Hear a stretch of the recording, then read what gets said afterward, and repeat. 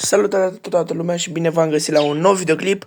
Astăzi vă voi spune pe scurt tot ce ar trebui să știți înainte să vă cumpărați niște peruși sau cum ar trebui să aveți grijă de ei sau cum ar trebui să arate colivia pentru ei. Așa că să începem. În primul rând trebuie să fie o colivie cât mai mare, cu cât mai mare cu atât mai bine. În al doilea rând ar trebui, adică ar fi de preferat ca colivia să nu fie rotundă, deoarece când ei se sperie de ceva, trebuie să aibă ceva, un colț după ce să se ascundă. Dacă nu au acest colț după ce să se ascundă, ei vor deveni foarte confunzi și s-ar putea să pice și în anxietate. În al doilea rând ar trebui să aveți una sau două recipiente de acestea de pus apă. Cam așa arată și apa trebuie schimbată zilnic. Ar trebui să aibă și unul sau două recipiente de mâncare. Cam așa arată la mine. Dacă cumpărați doi papagali, de preferat să fie pereche, fată și băiat, cum este la mine Coco și Pupu. Cum vă puteți da seama dacă este fată sau băiat? După nări, băieți în general au nările mult mai albastre și mult mai colorate decât fetele. Iar fetele le au foarte puțin colorate sau chiar uneori deloc. La mine Pupu le are doar foarte puțin colorate, iar masculul le are foarte colorate. După asta mai contează să aibă și multe jucării, ca să nu se plictisească. După cum vedeți la mine are acest balansoar de sus, două bețe de lemn și încă două bețe de plastic. Și mai au și această jucărioară, dar nu prea o folosesc, dar au folosit-o la început. Dacă sunt pereche, după, nu știu, un an, doi, ar trebui să le luați și un cuib de acesta ca să facă pui. Dar dacă le luați cuibul, să le luați și o chestie de aceasta ca să aibă de unde să-și facă cuibul ei singur. Ei își vor lua de acolo paiele sau oațele de care are nevoie să-și construiască cuibul acolo în interior. Iar după asta va trebui doar să așteptați până își vor face cuibul.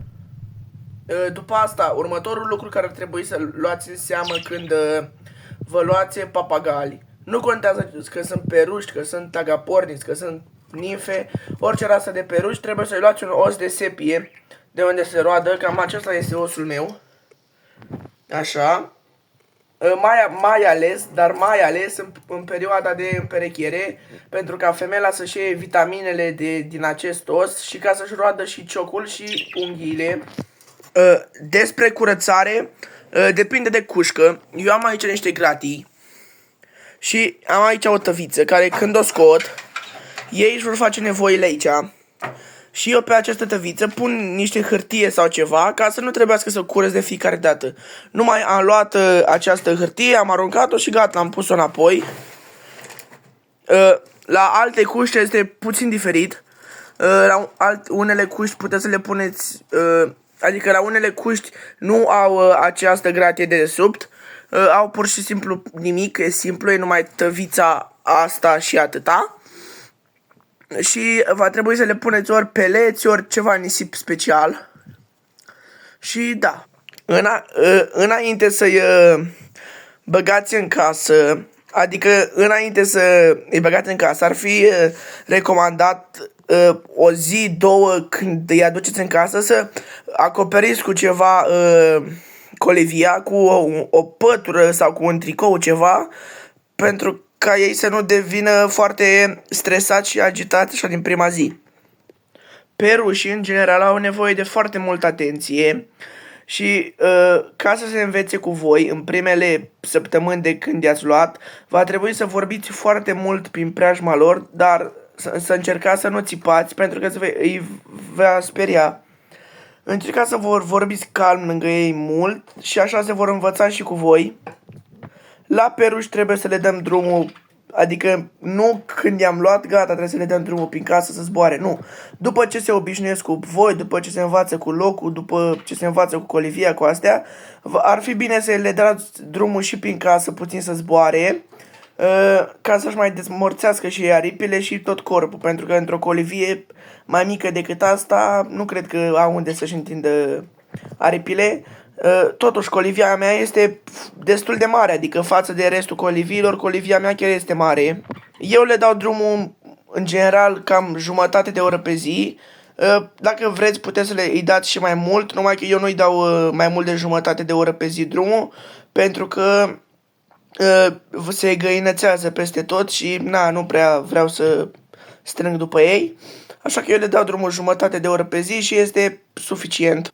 Dacă cumpărați un singur peruș, ar fi recomandat să le puneți cât mai multe oglinzi ca aceasta sau ca alte modele de oglinzi, ca să nu se simtă mereu singur, dar dacă sunt doi, n-ar fi recomandat să le puneți oglinzi, pentru că sunt doi și mai vorbesc, se mai înțeleg între ei. Dar dacă este unul singur, îi mai puneți câte niște oglinzi pe acolo ca să nu se plictisească, știți? Se crede și el că e un prieten de-a lor pe acolo.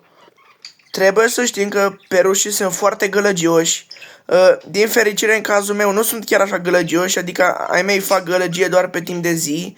Dimineața și seara nu fac deloc gălăgie, sunt cei mai tăcuți papagali, dar în timpul zilei fac multă gălăgie și ar trebui să ținem cont și de chestia asta înainte să ne cumpărăm unul.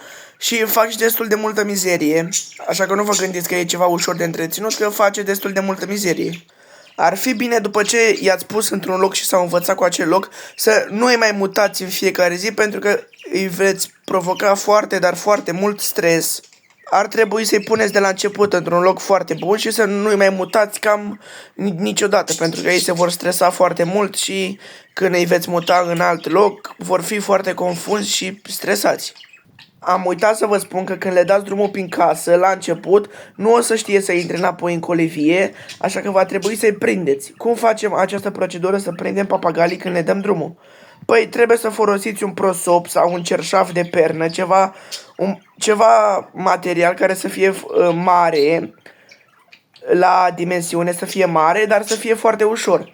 Și dacă ei nu vin singuri, când vreți să-i băgați înapoi în colivie după ce le dați drumul, aruncați acel material sau acel prosop, acel cerșaf de pernă. Eu, de exemplu, foloseam la început un cerșaf de pernă, aruncam cerșaful peste ei și ei nu mai aveau cum să plece de acolo și îi luam și îi băgam înapoi în colivie. Dar după un timp se învață singur și intră înapoi singuri.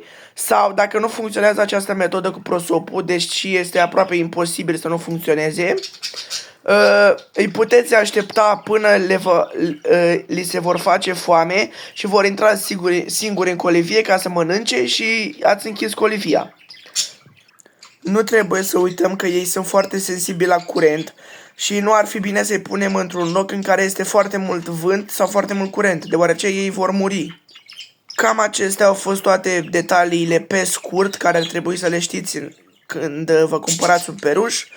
Nu uitați să dați un like, share și subscribe. Ne vedem data viitoare. Pa, pa!